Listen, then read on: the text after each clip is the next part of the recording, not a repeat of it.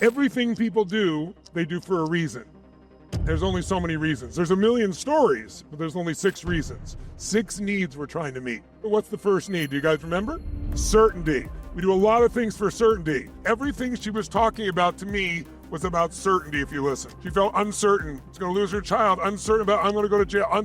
She was living in uncertainty, wanting certainty, but producing uncertainty over and over again by what she pictured in her head, what she did with her body. She put herself in an unresourceful state, crying sad, went back into the past, remembered selectively things. Notice when I asked questions, I got to stop distorting and deleting. We found out the picture was different than the way she made it in her head. But it was all about getting certainty. Certainty is the basic human need. Then there's the need for uncertainty. Ironically, if you're totally certain all the time, it's great in the beginning and then you're bored out of your mind. So what happens? We need variety. We need uncertainty. We need it to feel alive. Variety is the what of life? The what? Spice of life, right? So variety is the spice of life. But what's interesting is when people are totally certain they're bored, when they have too much variety, they freak out. So is your goal to be the lukewarm middle? No, your goal should be able to produce both of them. You can produce certainty and uncertainty in the same situation. Why would you watch a movie you've already seen? Because you're certain it's good, but you hope it's been long enough you forgot enough shit that it'll still be variety when you watch it a second time. True?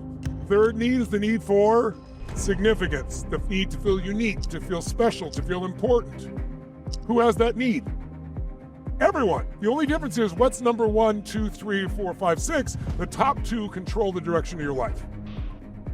So someone who's significance driven at number 1, all these needs are important. Significance is very important. But there are different ways to get significance, different ways to get certainty. If significance is higher than love, you're not going to have much love in your life because you're always trying to prove that you're better than the other person. And many of us don't understand these patterns are affecting everything in your mind. So you have to understand most of what affects your life are invisible forces. Think about that. The most powerful forces in your life are invisible. Gravity. Without it, you die. Too much of it, you're crushed. Radiation. Too little, you die. Too much, you die. There's a certain balance of it, right? But the most powerful invisible forces are the beliefs and values that control every thought, feeling, and emotion of your life. Because what they generate is the thing you call your life, which is really the feelings you have, the emotions. Because it's not how many things you have. You can have all the things and want to kill yourself. The quality of your life is the quality of your consistent emotions. If there's any goal out of this week is you want a new set of consistent emotions that are the ones you really want out of your life, regardless of what happens, so you're able to take whatever happens and squeeze out of it the greatest juice possible. But your need structures will affect that. And I'm bringing it up because when people speak, within seconds, if you listen, they're telling you their need structures. And some of you have needs organized in a sequence that makes it really hard for you to win.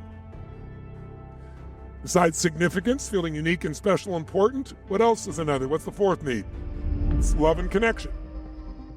Now, what's interesting is see how certainty and uncertainty seem opposites? And if you go for one or the other, it's not enough, and being in the middle is lukewarm. You want to learn how to make yourself certain. You want to learn how to be able to use uncertainty. If you want to be unique and certain, those people get it, and then they go, but I'm missing connection. And if they go connection, they're totally in love with somebody, it's great for a while, and they go, but what about me and my own significance? And so you see there's a push-pull between these needs that create conflicts for people if they don't understand what you're going to learn in the next few days. And by the way, connection and love are not the same thing. Connection is crumbs compared to love. But most people settle for connection because love's too scary. They may have loved really deeply and then it ended and they don't ever want to feel that again, so they settle for the crumbs of connection. But everybody finds it. You can connect by having a dog if nothing else works. And don't get a cat, they'll leave. Get a dog. You leave for 2 minutes, it's like you've been gone for 6 months. They love you every minute, right? So think about it. You can have connection with God through prayer. You have connection in nature. You have connection through a friendship. There's so many ways for connection. Then those first 4 needs are the basic needs of every human being. We need certainty, uncertainty, we need to feel significant, we need to feel connection or love. Everybody gets those, even if you have to lie to yourself, which is what most people do. The ultimate spiritual needs, not most people do not meet, and that's why most people are unhappy. The 5th human need is growth. As we said earlier, you grow or you die. And when you grow, that's progress, that's when you feel alive. It's not even when you achieve the goal. It's making progress. It's the growth. And when you grow, you have something you can give, which is sixth need, which is contribution. Because as long as it's just me, you can only feel so much by yourself. That's why whenever you have a great experience in life, something really special, what's the first thing you want to do? Share it with somebody you want. When you share it, it magnifies it. You only feel so much yourself. That's why we have relationships, families, aliveness, friendships, etc. Now, of those 6, people tend to have 2 they specialize in, meaning they value them most.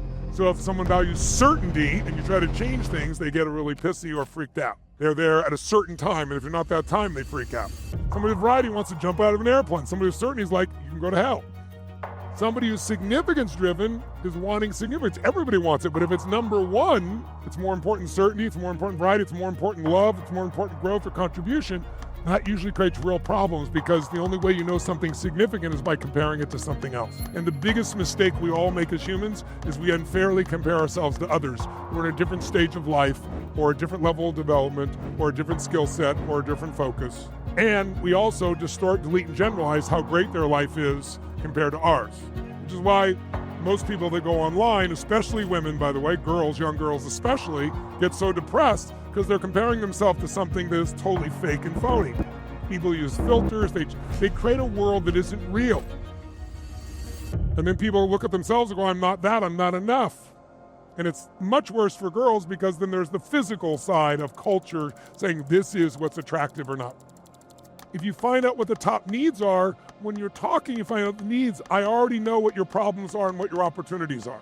If I'm going for certainty, I'm going to probably move this direction. And direction determines ultimate destination or destiny. You keep going in direction, you're going to get to a destiny.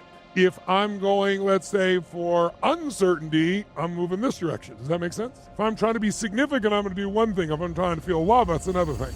Whatever's the top of your list has been controlling your life.